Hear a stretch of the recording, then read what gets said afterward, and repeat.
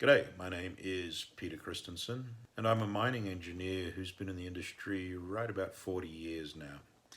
While you may detect my Australian accent, I currently live in Colorado, work as a mining consultant for a smallish South Dakota based firm, Respec.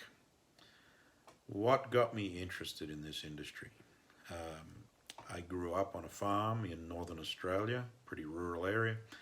The history of European settlement of that area was driven heavily initially by mining, with gold rushes followed by discovery of other minerals, tin, copper, later others. And we visited and, spent a lot of time crawling around some of those old mining camps growing up. So that got me hooked, and then the idea of not being confined to a big office in the city, that just sealed the deal for me, and was incredibly fortunate to actually work as an underground miner in one of those old mining districts one summer during college.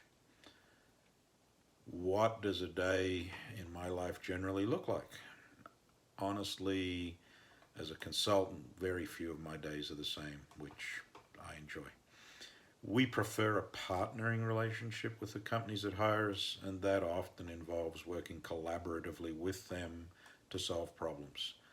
Often my role, once we understand the problem, is to find the right people with the right skills and experiences within the company to solve the problem.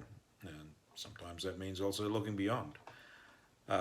With our team, we get to work on the approaches and solutions to the problem, which often involves some training or mentoring of younger professionals, something I enjoy immensely, and just generally managing the overall execution of the projects. So some days are getting up early to catch a plane, some days are working on a mine site, which I still always enjoy. There's just always something new to learn there.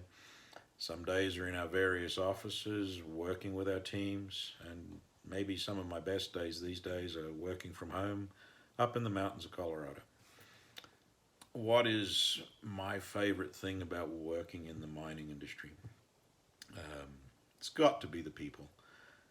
You'll hear over and over about the special bond in underground mining crews, and that's true, absolutely. But we're still a very small industry in many ways, and we attract some real characters. There's just something about the industry, I think.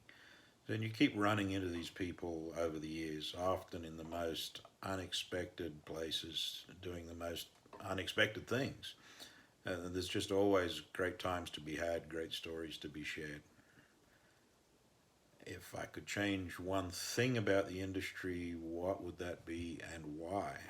Um, One thing, I suppose it would be to see us become truly more diverse. And I don't mean that just in the sense that, we're obviously terribly male dominated and that has to change, but also that we are a very aging group of people in the business.